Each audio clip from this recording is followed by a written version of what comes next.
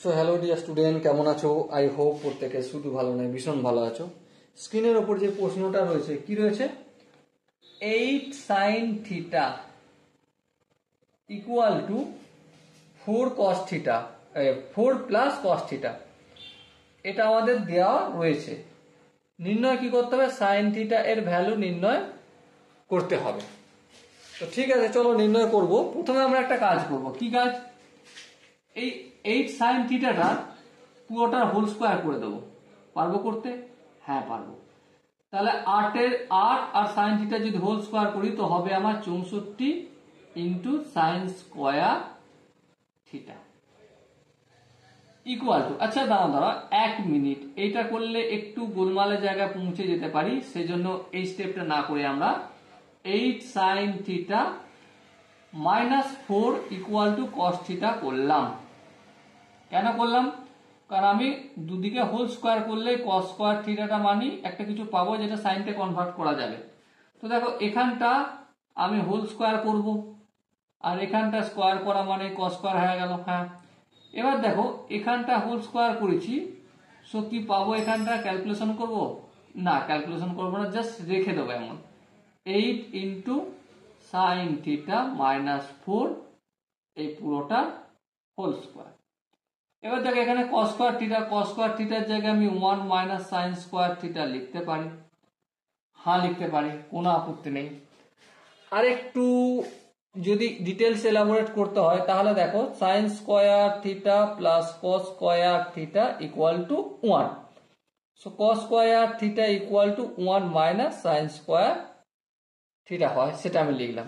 এবার দেখো এখানটা a মাইনাস বি তার হোল স্কয়ার আছে, a স্কয়ার মানে 64 into sine square theta minus 2ab, 2a বলতে 8 into 8 sine theta into 4 2ab plus b square বলতে 4 স্কয়ার মানে 16 equal to 1 minus sine square theta.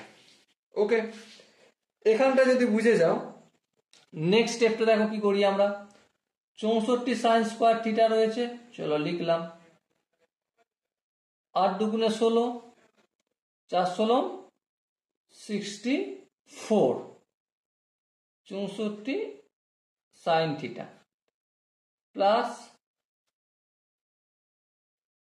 16 equal to 1 minus sine square theta, যেমন আছে তেমন করলাম। এবার দেখো মাইনাস সাইন স্কয়ার থিটাটা অপোজিট দিকে গেলে প্লাস হবে, আর 64 সঙ্গে যদি 1 যোগ করি অবভিয়াসলি 65 সাইন স্কয়ার থিটা হবে। ওকে, এখানে দেখো মাইনাস 64 সাইন থিটা যেমন আছে তেমন থাকলো, বেশ থাকুক। এবার দেখো এখানে কি আছে, প্লাস 16 আছে, এই 1টা যদি অপোজিট দিকে যায় তো অবভিয়াসলি মাইনাস হবে। মাইনাস হওয়ার মানই হচ্ছে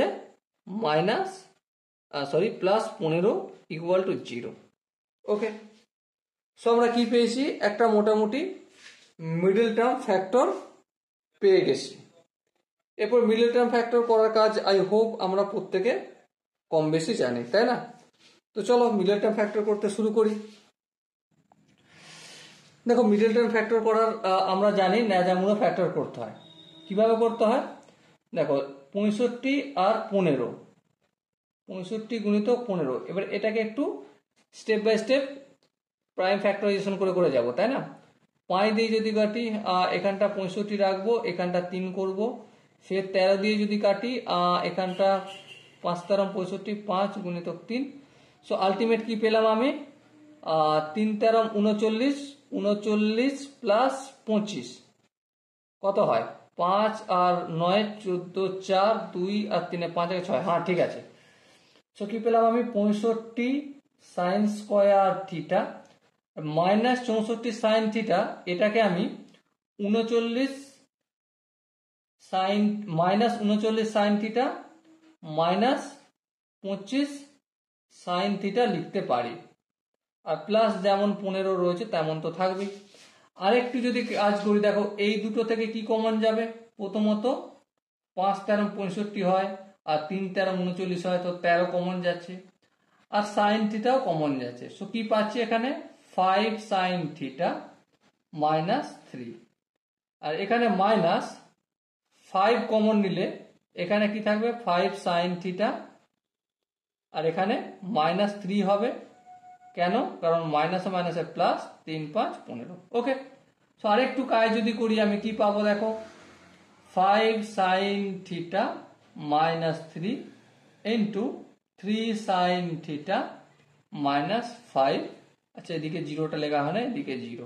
ওকে, আই হোপ এখানটা কারো বুঝতে অসুবিধা হবে এমন আমার মনে হয় না। এটা জাস্ট মিডিল টার্ম ফ্যাক্টর করেছি, 13 আর 25 ভেঙেছি। ওকে, সো এখান থেকে আমরা সাইন থিটা দুটো ভ্যালু পাচ্ছি, একটা কি 5 sine theta minus 3 equal to 0, আর একটা হচ্ছে 13 sine theta minus 5 equal to 0।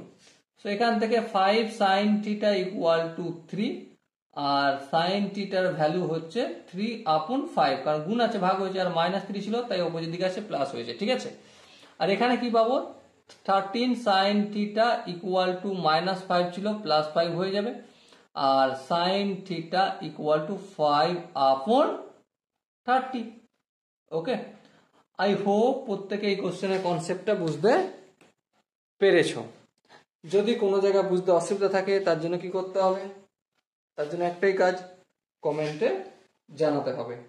আর দেখা হচ্ছে নেক্সট ভিডিওতে, ততক্ষণ পর্যন্ত ভালো থেকো, সুস্থ থাকো এবং জয় হিন্দ।